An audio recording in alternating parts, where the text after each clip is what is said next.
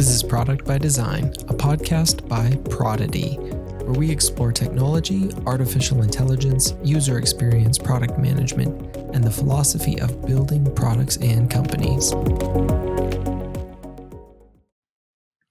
All right, welcome back to another episode of Product by Design. I am Kyle, and this week we are joined by another awesome guest, Neha Bansal. Welcome to the show, Neha. Thank you so much, Kyle. Very happy to be here. Yeah, super excited to talk with you. And I think we've got a lot of really great topics to cover. But let me introduce Neha real briefly, and then you can tell us a little bit more about yourself. Neha is the head of merchant growth and monetization for B2B commerce at Google, where she's leading efforts to build the next $1 billion plus B2B business, a 0-to-1 product, which I'm super excited to talk about because building 0-to-1, building from scratch is a super exciting thing. And she's also spearheaded many diversity and inclusion initiatives, worked as a management consultant, and had PM experience. So Neha, that overview probably doesn't do you justice. So why don't you tell us a little bit more about yourself? Yeah, absolutely. Thank you for that intro, Kyle. Maybe I'll start from, the beginning. So I grew up back in India in Siliguri, which is a beautiful hill station in the foothills of the Himalayas. Fabulous city, and it has also now become the international trading hub because it sits at the border of India, Nepal, China, and Bangladesh. So it's crazy how that city has been booming. But back during my time, it did not have enough opportunities for education and work, and that's why after my high school, I moved to New Delhi to pursue my undergrad. I studied econ and statistics, and at the end of it, I took the first job I got on campus. Didn't know any better back then, but it was, in hindsight, it was a great decision because that job turned out to be a consulting job, which allowed me to work with a lot of financial services, helping build in-house products for them. And also as part of the job, I traveled a lot. So as you can imagine, consultants in general travel Monday to Friday. For this company, the travel was more international. So I've lived in Johannesburg for a year and a half. I've lived in China, in Toronto, New York, also London. So yeah, it was a bit all over and it was really fun.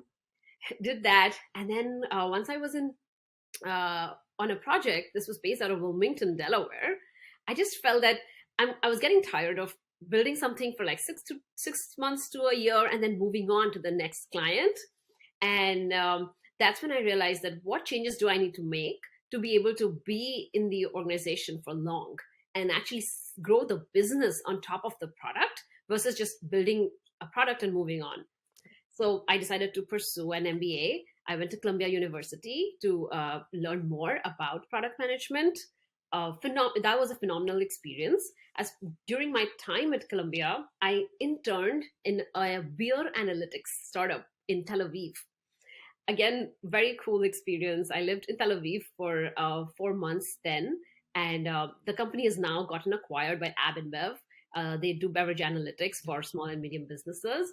And that experience made me realize that, yes, product is what I want to do for rest of my life. So after that, I came back to Columbia and recruited with a few tech companies, and I got an offer from Google, and since then I've been at Google. Awesome. Yeah. That is quite the background of all the of all the places that you have lived over that time. Is there a place that was your favorite? I will say my favorite is definitely Tel Aviv, and the second was Cape Town. Okay. Yeah, I think I love beaches and the sun. Yeah. Those both sound like great places. I have not been to either yet, but they both sound really nice. Wherever I go, I pin all the places on my Google Maps that when someone else needs to go, I just share it. So I'm happy to just share that link, and it just tells you everything that you need to visit when you're in those cities. Awesome. That's a really great idea.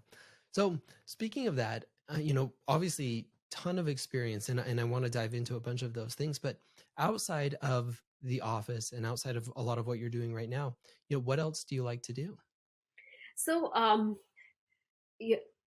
there are two things that I invest a lot of my time in outside office. One is I invest in startups as an angel investor, primarily in consumer tech for mobility and micro social networks.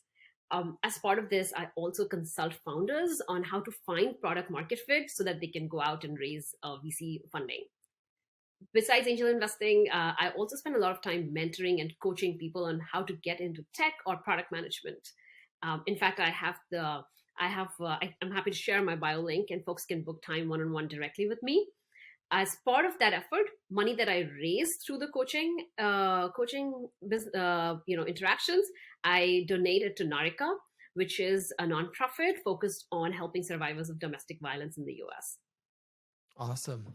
Yeah, we will definitely put that link in the show notes for the course that you're doing and some of the other work, because I think that sounds incredibly, incredibly good, and a great place for people to learn more about that. So it sounds awesome. And we'll probably talk a little bit more about that as well. But as we kind of dive into it, I want to dive into a little bit more about your journey into product management, because you talked a little bit about it, how you got into it, the kind of the journey from consulting into the love of product, and what you're doing now.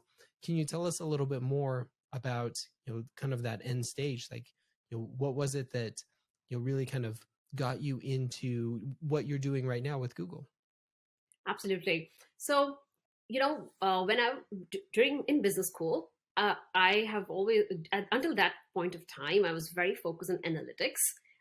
That was my love, math and numbers, because my background was in econ and statistics, and I did a lot of that in my role as a consultant as well. And when I went to Tel Aviv, there I joined the team. I was hired to work in the analytics team, where I worked closely with the data science and the analysts to tease out insights from all the data that was being gathered. That was fun, but as I found myself in meetings with the head of product and the rest of the product team, I got this opportunity to go and talk to users. Just because I was curious, I would just tell the product people at that point, like, "Hey, can I just come along with you?" And it was those interactions with the users that made me fall in love with their job and not mine, right? And I was like, wow, this is exactly what I want to do, because the joy of talking to someone and just asking why 5 times to unpeel what is really the pain point that they're facing and what can I build that would help make their lives better, made it so much more exciting than just crunching numbers and building models, right? So that's why that's the moment when I talked to Noam. She was the head of product back then, and now she's a VP at Slack. I asked her, "Hey, can I work more closely with you?" And she was like, "Yes, why don't you do that?" Right. So then I switched roles, and since then I worked in product, and I loved it. So that's when I came back to business school, I felt like I knew exactly what I want to do next, and Google became a very good fit, because as I spoke to more and more PMs at Google, this focus on the user at Google is phenomenal, and that's why it felt like the right fit. Often you will hear PMs building products without even speaking to the users, right? It could be due to lack of time, due to lack of resources, or no access to the users you're building for. But at Google, the emphasis on making sure product managers understand the users and having that access was huge. So that's why Google worked out really well. In my first team at Google was Google Analytics, where I built the Insights. One of the products was Insights. Even that product required a lot of user interaction, and therefore it was fun.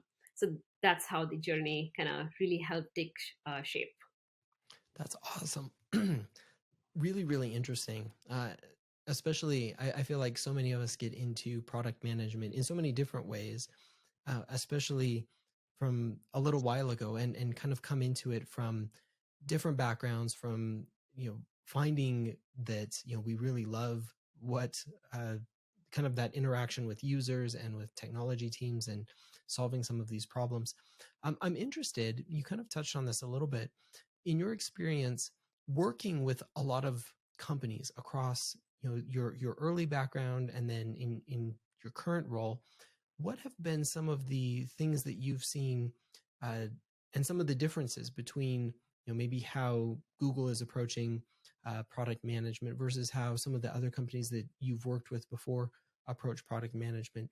What have been some of the good things that you've seen and some of the bad things that you've seen in each of those? Mm-hmm. Yeah, great question. Let's see. I think some of the good things on the way Google approaches is one that I kind of referred to, right? Which is about the focus on the user.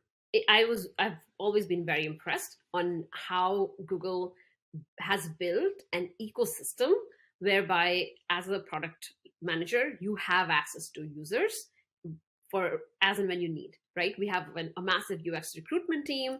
We have all the autonomy to reach out to customers yourself if you need to.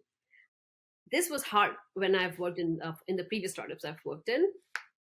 I think it's also when you say that, hey, you're calling from Google, people are willing to pick up the phone.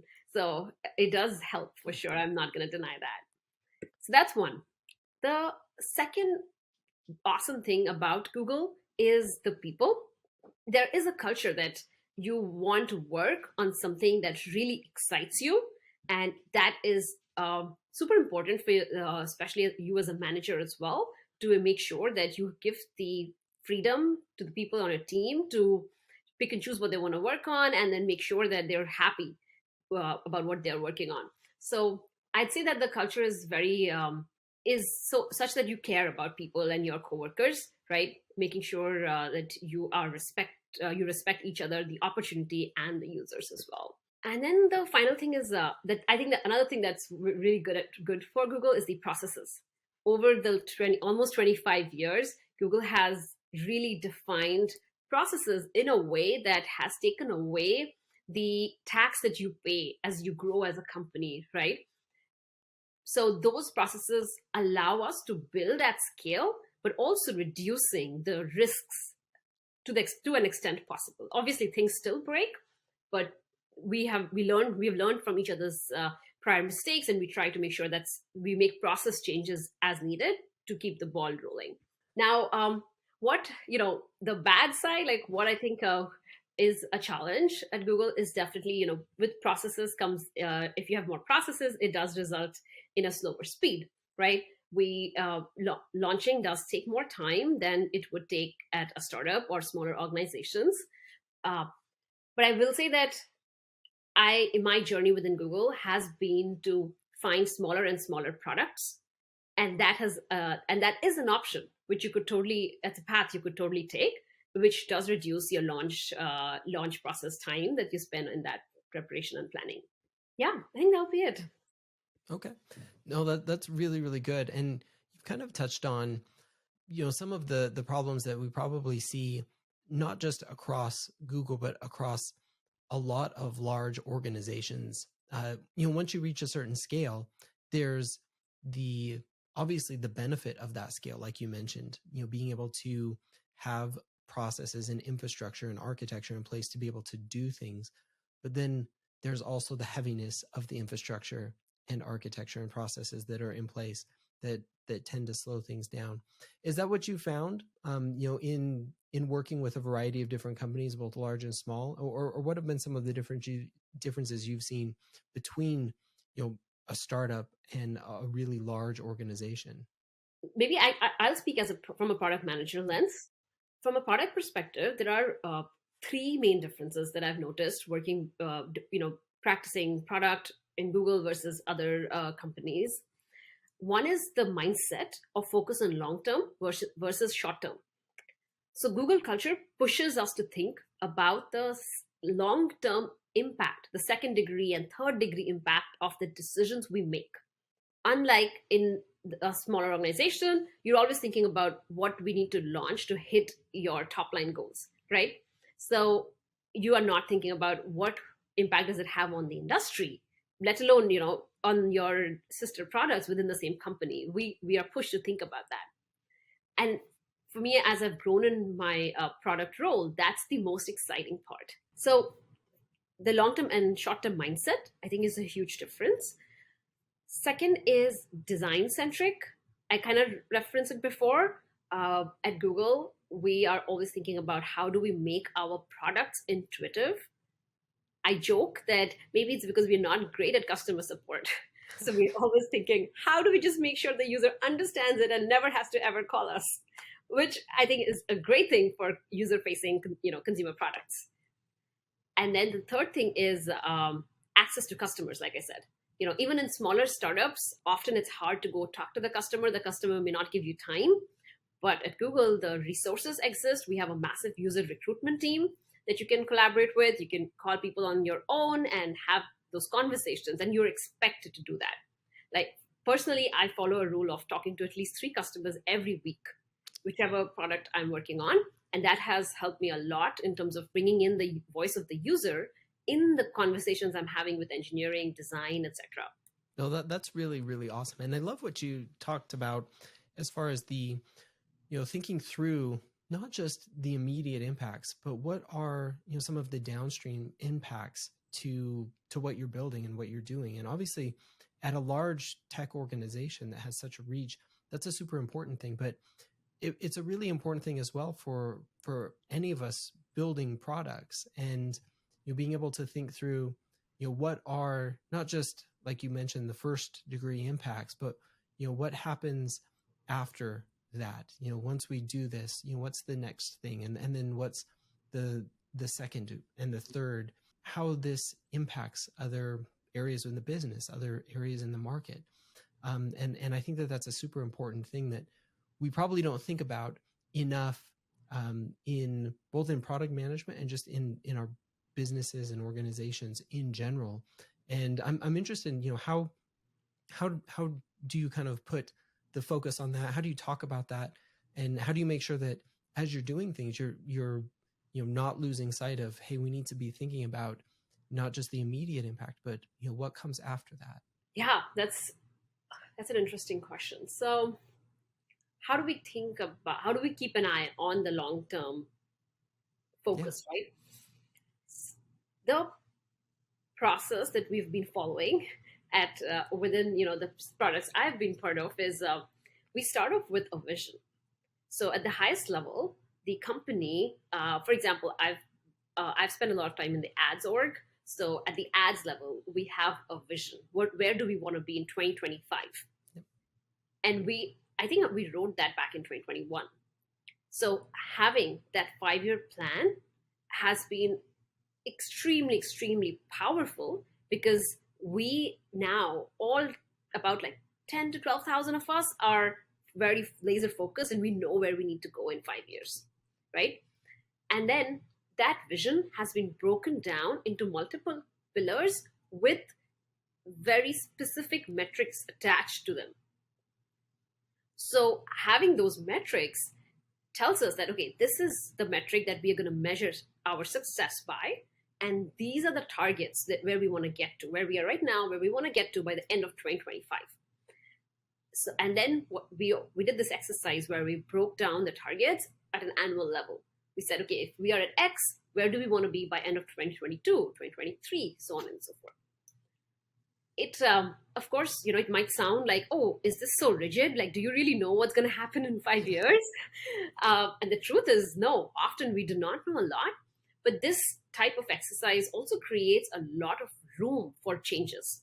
So it's not like we wrote that in 2021 and we'd never talk about it again.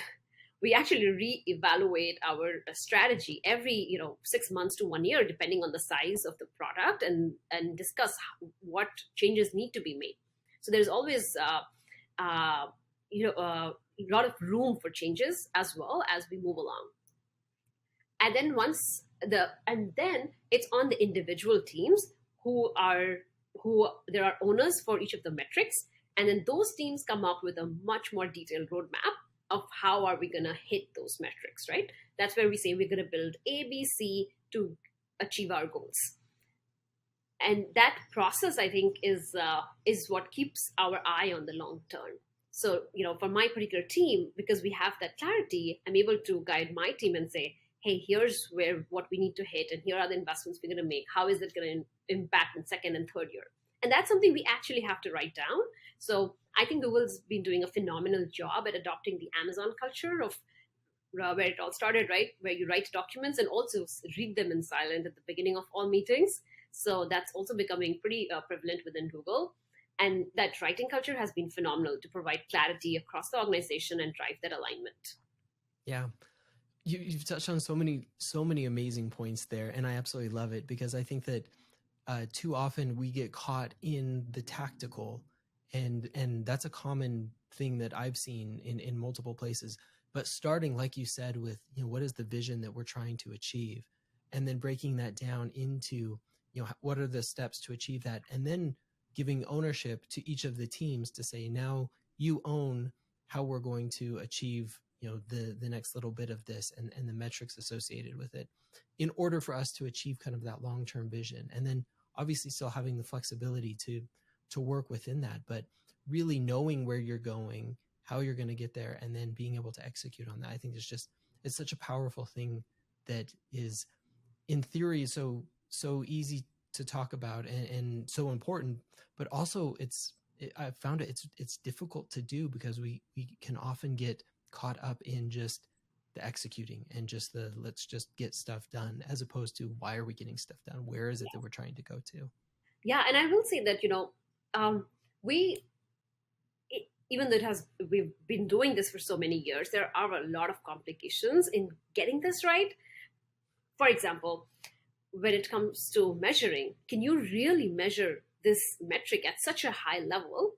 Is that actually possible? So, we can talk at length about measurement, but it's hard. Sometimes you just don't know how do you actually measure it. And it's even harder for metrics where Google cares a lot about is like user happiness, right? We do have metrics around that. We run surveys and uh, in the product, outside the product, etc. But often it's very hard to be able to do that in a meaningful way.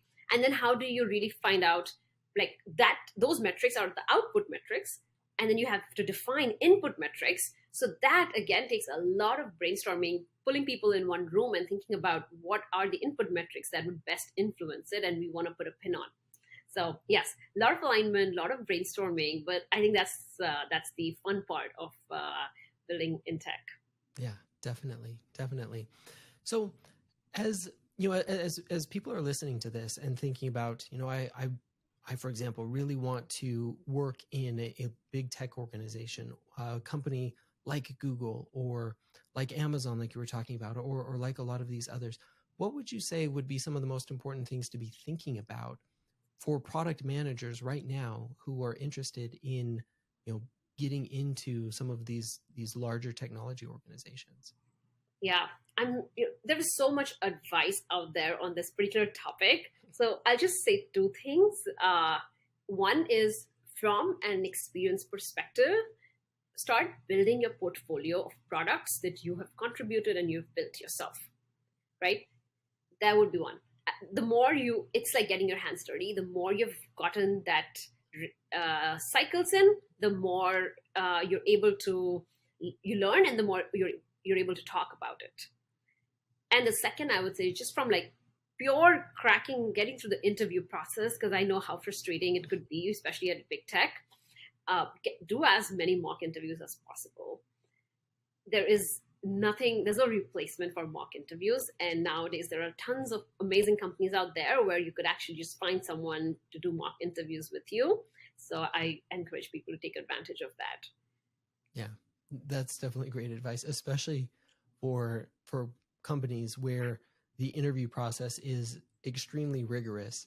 And if you don't practice it and get those reps in, like you talked about, it will be very, very difficult, because there are certain skills and certain things you need to be able to do in order to kind of get through that process. So I think that's really, really good advice. We talked a little bit about this a little earlier, but the idea that there are a lot of processes in place, which can be good and bad, but I'm interested, launching at scale, as you build a product and as you take something from 0 to 1, how do you get ready to launch it when it has, potentially so much reach and so many users? What does that look like when it's not just something that's small scale, but when it is really, really at a large scale? I can, would it help if I share the launch process at Google just as an Please. example? Yeah. Hey, so let's see. We follow the step of and I briefly referred to it before, the step of starting with the vision, strategy, and roadmap, right? we have a quarterly planning process where every quarter we spend about 2 weeks to plan for rest of the quarter. The the vision and strategy is done annually. Vision strategy, sorry, the vision strategy and roadmap planning is done annually, and then we have an OKR planning process that takes the roadmap and says, all right, what needs to be delivered in quarter 1, 2, 3, and 4. Now, within each quarter, every team has a different process depending on what stage of the product they are in. For established products, you could see that you would plan for launches that would happen once a quarter. But in my current team, we actually launch in sprints. So we have 2 week sprints, and every 2 week we send out. We have goals that we meet every 2 weeks. So that's the overarching view. Now, just going one level deeper, let's say for a particular OKR, if you have to take something from the very early stage, like from 0 to 1, you would start with a lot of user conversations, to which we call as UX research. So it could be led by UX researcher, but often, I as a PM, I'm always very involved. I will listen into the conversations, and sometimes we don't have funding for UX research. That also happens, even though it's Google. So that's when product managers go out there and talk to users themselves. And so a lot of user conversations, asking why, and why multiple times to really hone in on the pain point. Once we have an understanding of that, we write a document called the product requirement document. That's where we describe the pain points, the opportunity. We talk about what are some potential solutions and why not? What else have we thought about? Could we just use something existing instead of building it from scratch? We have all of that discussion and brainstorming, and then we open it up for feedback where everybody cross-functionally, from engineering, design, sales, marketing, finance, everyone gets a chance to ask questions. And I love it when people actually poke as many holes as possible in that, right? And you don't want to be kind in that stage, because I would rather find out challenges and issues earlier on versus once we get into the development mode. Once that is done, we move into UX design if it's a user-facing product, let's say. So we'll get into UX design, do a lot of design iterations and brainstorming. And once we have a design that is aligned with the requirements for the MVP version, then we would go into the development. We would go into engineering, engineering design. So depending on the feature, if it's a lightweight feature, we could maybe just go into development. But typically at Google, we always write a doc which says, hey, here's how the engineering design is going to work. Because as you can imagine, there is always a lot of dependencies on existing infrastructure. So you want to make sure that people who own those infrastructures are aware that you are creating a new dependency. Yep. So that's when we get input from multiple teams. And then once the design is signed off, then we will go into the development mode. And then after development, you do that. Then once you have a prototype, you do bug bashing and lots of bug bashes. That's another of my favorite stage, where you get to break the thing you've built. And we do a lot of prioritization at that stage as well, that what actually needs to be addressed, what is launch blocking or not. Once you have that understanding, you fix the bugs, and then you, in parallel, as a PM, you start also working with marketing and sales teams, write comm docs, etc. And all of those things need to align for a launch moment. Yeah. Is that what you were looking for? Yeah. No, that's a really, really great overview of what it looks like, and definitely jibes with some of the larger product launches that I've been involved in. None quite at the scale that I think that you have done, though, which is super fascinating to talk about. When I joined Google, one of my mentors, he gave me this checklist of 50 things to do for every launch. And I still swear by it. It's so helpful to just know, okay, I need to go through all of these. Obviously, you have to customize it based on the product you're working on, but it works well, more or less. Yeah. No, having, especially for bigger launches, having some sort of checklist and making sure that you're going through it and getting like appropriate sign off from like different areas, like, hey, we've considered all of these different things, it makes it so much better and makes it so that you don't miss anything, and that everybody understands, where is it, at what stage are we at, and when is this thing coming. So Super important stuff. I love it. I wanted to talk about diversity and inclusion, which is something that you have been a part of and helped drive initiatives for. So can you tell us a little bit more about that? Yes, absolutely. So my early on when I joined Google, I started getting outreach from people to talk and think about what is my opinion on about the diversity and inclusion, and I was pushed to think about it a bit more strongly because I am I belong to many minority groups myself. So what is it that matters to me? Where is it that I really want to make an impact is a question I asked myself, and that's where the area that I decided to focus on was how do I get women without engineering degrees to get into product? Because I'm one of those myself, and I've done it. So I just refuse to believe that anyone else cannot do it. So with this goal in mind, I I drove a lot of initiatives within Google. For example, one big one was Google had differing requirements on having an engineering degree as undergrad for intern versus full time. For full time, you didn't need it and that's how I got in. But for interns, they had it on the job description, which was very confusing to when I met with students. So I worked with the recruiting team, and we launched this effort to say, do we really need it? And then the conclusion was we do not, because we have a lot of stellar PMs without an engineering background. So we were successfully able to get rid of that requirement. And that actually resulted in a lot of people applying for product roles without an engineering degree. And as you can imagine, the ratio of women pursuing engineering is still low. So this, as a side effect, also resulted in more women applying for product roles. That was one. And then the few other things I do is I I talk about how do you work as a PM with that, even if you don't have an engineering degree, and why it does not matter. So I've spoken at multiple conferences, such as Women in Product, Google's internal Women in Product conference. I mentor a lot of women PMs at Google as well, and I do a lot of interview prep for people who want to transfer ladders from sales and tech, etc., into product. So I help in as many ways as I can with this one goal in mind. That's that's so good, and I love it. And thinking way further back down the line, I think that's so important because, like you said, it really starts earlier, and having some of those requirements that are may seem benign but end up being exclusionary, like certain types of degrees where it's still a very specific group of people who are pursuing those types of degrees, and requiring that has kind of that upstream effect of limiting what the pool looks like, and going through and adjusting that is so important. I'm interested too in your thoughts on how can we do better in product management generally to be more diverse and inclusive, and improve our diversity and inclusion. Mm-hmm. Yeah. So, I will say there are two things from my perspective. One is to eliminate the fear that to be a PM, you have to be a computer science engineer.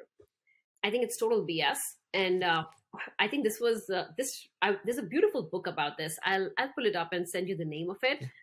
This book talks about how back in the day, when Google formed the product manager role, somebody just put it in the JD as a bullet that should have computer science background. Probably it was an engineer who wrote it themselves. So, but nobody ever questioned it. Unknowingly, this had a massive impact for generations to come. So, and therefore, you don't see a lot of women in product positions. So it frustrates me to the core, and therefore, I think it's important for product as a community to talk about it so that they can be more inclusive versus being like, oh, I'm here because I did engineering, which I think is not applicable for most products. Second thing is, eliminate the need to be always available. So the race to respond to every ping email within 5 minutes, I think scares a lot of people out of PM roles, especially the ones who are looking for flexibility. And women happen to be in that category as they adopt parenthood and other priorities come up. I believe that if you are someone who always responds within 5 minutes, you're not generating ideas or meaningful work yourself. At Google, we call this as you're just an email generator shifting information from one desk to another. So therefore, how can we shift the culture to being to understanding that what is the accepted level of communication and the speed of communication will allow more people to become a part of product. Yeah. Does that make sense? It makes perfect sense, and I absolutely love it. And the kind of applying the lens of diversity and inclusion to it, I think is a great way to look at it. I mean, for me personally, I I hate trying to respond to things quickly, and I often try to condition groups that I work with to not get a response from me very quickly ever, just because I don't want to be the kind of person that is responding or constantly having to be at my desk responding to things. Because, like you said, that's just not it's not a viable way to do meaningful work. But then looking at it from the perspective of if that is the mindset, then it starts to exclude a lot of people who may not feel like they have the ability to not do that. And so setting the right expectations around that is so critical, not just for the ability to get work done, which I think is super important, but for not excluding people who may not be able to do that sort of thing. So I love it. I plus 1000 to all of that. I think that's absolutely great. I wanted to get your advice. You mentor a lot of people, you help people in product. What's something that you wish you knew earlier in your career when you were just starting out? So I'll be very candid and I'll just say it. One thing I wish I knew early on was do not waste time with bad managers. I think I have spent 9 to 12 months with awful managers, in consulting and once even at Google, hoping that we would find a harmonious way to work with each other. I received a lot of coaching from my own mentors, and I've learned that that never happens. So my advice is, as soon as you know it's not a good fit between you and your manager, don't try to optimize for performance review cycle, that bonus, or how is it going to reflect on me because I'm leaving early. Just leave. It's never going to work out, and you're only going to make yourself feel worse about having wasted valuable time in your life working with somebody it's not a great fit. I cannot give enough like pluses to this one because I've very recently gone through the exact same thing where Mm-hmm. it is not worth the difficulty and the just emotional and psychological heaviness that comes with trying to stick with a role just because you don't want to leave early or you don't want to kind of move when it's not working, especially when you have a very, very bad manager that it's just not going to work out with. And I had something very similar early in my career, and like you said, tried to optimize it and tried to I'm going to stick through this and stick it out. And having gone through that enough, knowing now it's not worth it. Even having to leave somewhere under a year because you have a poor manager, your life is like it's too short to be miserable all the time, and work is too big a part of life Mm-hmm. to be sticking around for something like that. And there are good managers. There are lots of good managers and good people to be working with and working for to try and stick around to something that is making you miserable. So I cannot agree with that enough. Yeah, yep, absolutely. And then, so this is something I wish I knew. Now, for those who are starting out in product management, I'd say get your hands dirty and do things on your own. So, to share an example, when I joined Google, I was handed over a really small product back then. Analytics intelligence was really tiny. We were about, I think, 4 to 6 engineers back then. There was a vision that, hey, here's what we want to be, but the team was small. And as a result of that, I did not have any UX researcher or UX designer on the team, which I took upon as the opportunity to learn. So I quickly pulled together the tools, read a lot of books on these topics, took a lot of courses within Google, outside Google, and started doing this myself. This helped me in two ways. One, when I still remember that conversation, a UX director, set up time with me, and she was like, "Hey, I hear you're doing our work." And I was like, "What do you mean?" And then she said, "I saw you've been designing on Sketch. Do you need any help?" And I was like, "Yes, I need a lot of help." And that's when she actually staffed my project, right? Because she saw that we were able to make a ton of progress, and the story was clear. And then the project got staffed, right? So that's a way of influencing people by doing stuff as well. It's not always just trying to ask and request for resources. So that's one. And the second thing the way it has benefit me is over time now, when I have teams working in each of these different domains, I'm able to ask the right question and set the right expectations. That results in people respecting you a lot because you've done their jobs before, right? You're also able to come from a place of empathy where you know what are the challenges they are probably facing as they're working through those problem statements. So for those reasons, I always advise people that early on when you're starting, try to do as much of the different jobs that you're doing, because as a PM, really you are responsible for the end-to-end success, right? So do the marketing, write the marketing com docs, write down your own tweets and blog posts, do the UX research, do design. As much as you can learn early on, it serves you really well for the rest of your career. Yeah, absolutely agree with that. That is 100% prepares you for all the different areas of product because it is an all-encompassing thing. Well, Neha, this has been an amazing conversation. I have kind of two wrap-up questions that we normally do to end things. But before we get to that, where can people connect with you, find out more about you and the things that you're working on? Absolutely. So one is I'm actually working on launching a product management course. So if people want to get early access, they can sign up on the form that's there with the details of this interview. And I am also always available there if you want to have a conversation about your career in tech or product management, or want to set time to consult on your startup. Always there. So there's also going to be a link to set up time on my bio link. I'll share that too. Okay, awesome. Yeah, we'll have all those links in the show notes, so check those out. And this has been absolutely great. So check out those things to connect with Neha and the things that she's doing. So final questions that we kind of wrap up with are just some shout outs and gripes if you have them, but anything that you have watched or read recently that you'd like to share? Yeah, absolutely. So let's see. I love reading founder autobiographies. So one of the recent ones I read is Hangry. It's a journey of Grubhub by Mike Evans. I think it's super cool how he contrasts between doing biking around the country along in parallel with starting Grubhub and making it the business it is today. Fantastic book, highly recommend.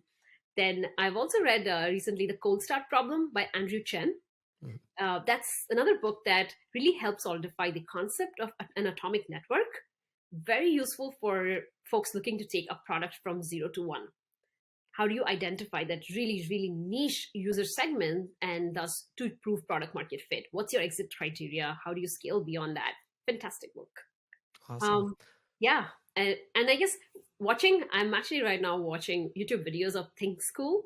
They take like current topics as case studies and deep dive into it. So again, another very cool channel to follow.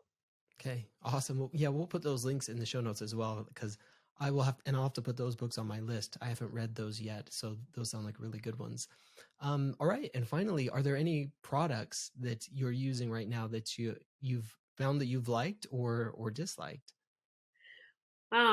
Okay. So let's see. I'll start with what I like.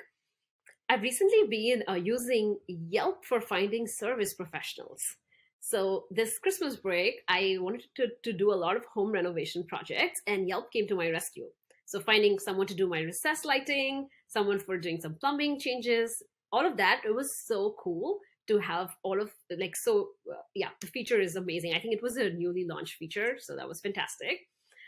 Um, then what I did not enjoy using that much. It's funny. So have you heard of Nextdoor? Yes. Yep. So I open the app every single day because I'm a very social person and I want to be part of my neighborhood. But I feel like the app fails to delight right? But I still open it every day because I'm hoping there will be something there. You know how you pop into a kitchen to see if the food has been cooked. Yep. You know, the ingredients are there, but it's just not cooked. And I don't know why that's not happening. So I can't wait to chat with the CPO of Nextdoor and just see, what's going on there. But that would be an app that, I'd love to help make better.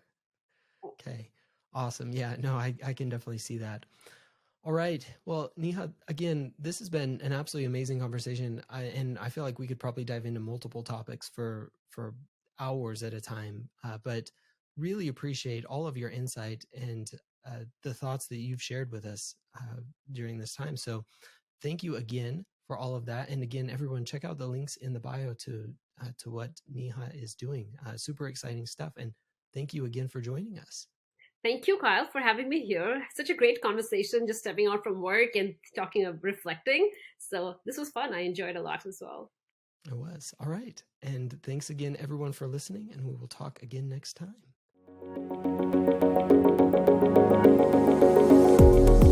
Thanks again for listening. If you like the show, be sure to follow or subscribe on your favorite podcast app. You can follow the show on TikTok at prodigy.co and on Twitter at prodigyco. You can also follow me on both of those platforms at Kyle Larry Evans. If you want more product conversation, check out my newsletter Prodigy at prodigy.co. You can also follow me on Medium at Kyle Larry Evans, or check out my Medium publication, Prodigy. Of course, you can check out all these links in the show notes.